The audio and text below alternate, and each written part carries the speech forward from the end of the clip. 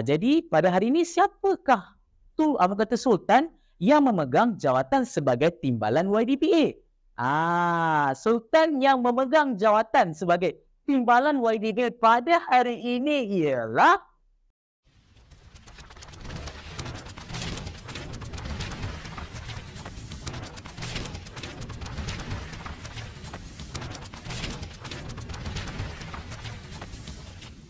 Halo, Assalamualaikum. Anda bersama dengan saya lagi, Sir Histrozi, at Histrozi Tissue History. Jadi untuk video kali ini, kita berada pada bab yang ketiga, tingkatan 5, Raja Perlembagaan dan Demokrasi Berparlimen. Alright.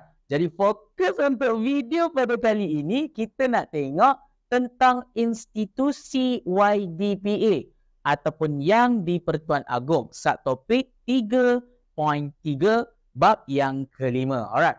Jadi first kita nak tahu siapa ini YDPA. So kamu kena tahu YDPA adalah ketua negara. Maksudnya dalam negara kita pemerintah yang paling tinggi sekali adalah yang di Pertuan Agong ataupun YDPA.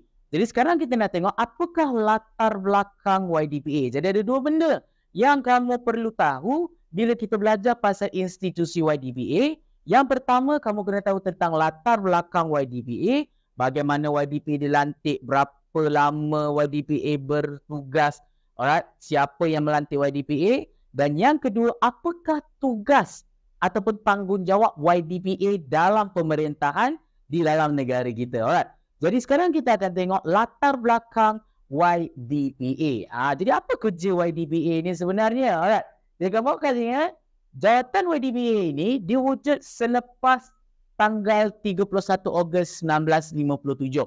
Maksudnya, tanggal yang sama kita sambut kemerdekaan, di situlah sejarah rasminya kita ada jawatan YDPA. Yang mana kamu kena tahu, YDPA ini adalah sebuah jawatan yang dilantik atau yang diwujudkan untuk mengetuai pemerintahan negara kita, dan YDPA dilantik dalam kalangan 9 orang raja-raja Melayu. Okey, siapa yang memilih YDPA? Yang memilih YDPA adalah Majlis Raja-Raja Melayu dan ianya menggunakan sistem penggiliran.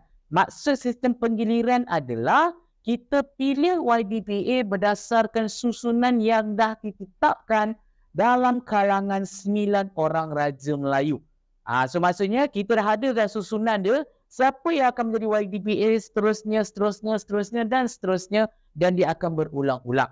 Alright. Jadi macam mana cara pemilihan YDPA ini dibuat?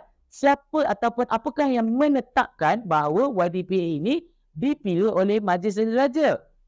Sebab YDPA ini kita tak pilih melalui pilihan raya.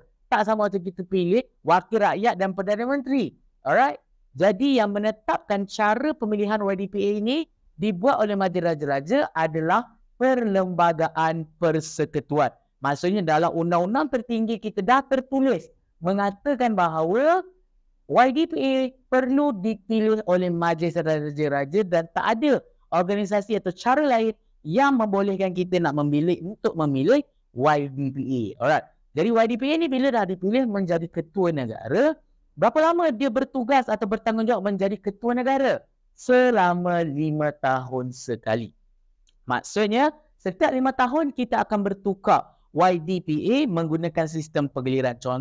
Macam contoh kalau hari ini YDPA kita dalam adalah daripada Sultan Selangor. Jadi next kita akan tengok daripada sistem penggiliran, Sultan seterusnya daripada Sultan negeri mana. Kalau hari ini Sultan kita Sultan negeri Pahang. Jadi selepas 5 tahun, Sultan Pahang menjalankan tugas sebagai YDPA, dia akan bertukar kepada next in line. Siapa sistem penggiliran seterusnya? Sultan negeri mana? Lepas tu Sultan itu akan dipilih oleh Majlis Raja-Raja dan dia pula yang baginda pula yang akan orang kata menjalankan tugas sebagai YDPA selama 5 tahun yang akan datang. Alright? Dapat dekat situ. Jadi apa lagi benda penting latar belakang yang kamu kena tahu tentang YDPA adalah YDPA adalah sebuah jawatan. Ingat dia adalah jawatan. Okey? Jadi bila kita kata jawatan, maksudnya jawatan itu boleh dilucutkan, dan kalau YDPA itu tak nak menjadi YDPA pun dia boleh meletakkan jawatan. Atau maksud apa beza dilucutkan dan meletakkan jawatan? Dilucutkan maksudnya dipecat. Fired kita panggil. Kalau meletakkan jawatan adalah resign. Dia tak nak jadi lagi. YDBA. Macam mana cara dia? Cara untuk kedua-duanya adalah kalau contoh YDBA itu nak dilucutkan jawatan, siapa je yang boleh melucutkan jawatan YDBA? Majlis Raja-Raja Melayu. Hanya Majlis Raja-Raja Melayu saja yang boleh melucut atau memecat YDBA. Tetapi kalau YDBA itu dah tak nak menjadi YDBA, macam mana cara dia? Dia boleh juga meletakkan jawatan, tapi dia perlu tulis surat perletakan jawatan dan surat itu perlu dihantar kepada Majlis Raja-Raja Melayu. Boleh ke kita nak memecat YDBA? Boleh. Tetapi ianya di bawah tanggungjawab Majlis Raja-Raja. Kalau Majlis Raja-Raja rasa seseorang YDBA itu tidak sesuai lagi memerintah negara kita, Majlis Raja-Raja itu boleh untuk memecat YDBA tersebut. Tapi kalau ikutkan sejarah negara kita, masih tak ada lagi YDBA yang dipecat atau dilucutkan jawatan. Tetapi YDBA yang meletakkan jawatan ada. Alright. Jadi siapakah YDBA yang meletakkan jawatan? Sebab tak sampai 25 tahun, tiba-tiba seorang YDBA ini pernah meletakkan jawatan.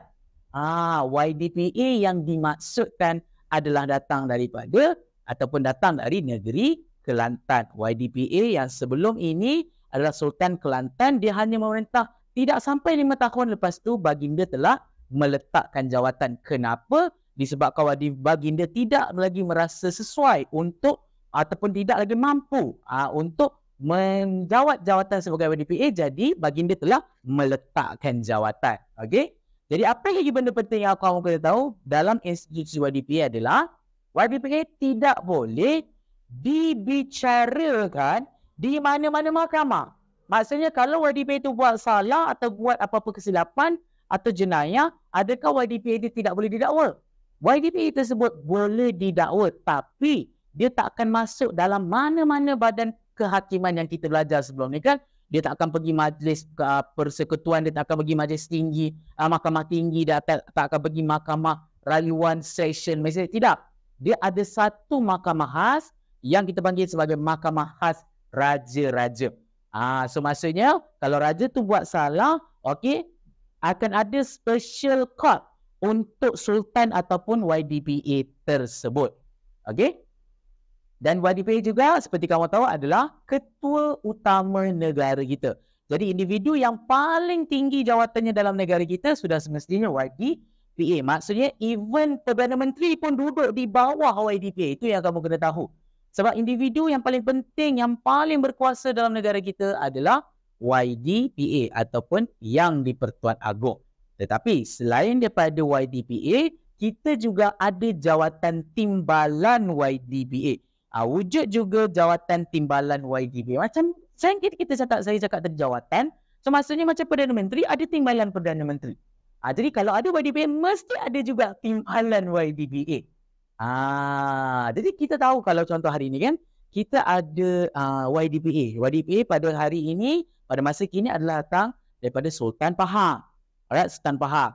Jadi pada hari ini siapakah tu kata sultan yang memegang jawatan sebagai timbalan YDBA? Sultan yang memegang jawatan sebagai timbalan YDBA pada hari ini ialah Sultan Perak, Sultan Nazrin Shah. Nanti kalau contoh Sultan Pahang ini atau Sultan Pahang atau YDBA pada kali ini dah meletakkan jawatan, nanti kita akan rembak dan jawatan timbalan YDBA itu pun akan berubah juga nanti. Alright. Jadi itu sahaja berkaitan dengan latar belakang YDBA. Alright, kalau ada apa-apa soalan atau apa-apa topik yang kamu ingin belajar bersama dengan saya, History, korang boleh turunkan di ruangan komen. InsyaAllah. Alright, saya akan produce video tu untuk korang. Dan jangan lupa untuk follow social media saya yang lain seperti TikTok dan juga Instagram menggunakan username yang sama, iaitu Histrozi, HISTROZI. Okey, itu saja daripada saya. Histrozi, let Histrozi teach you history. Okey.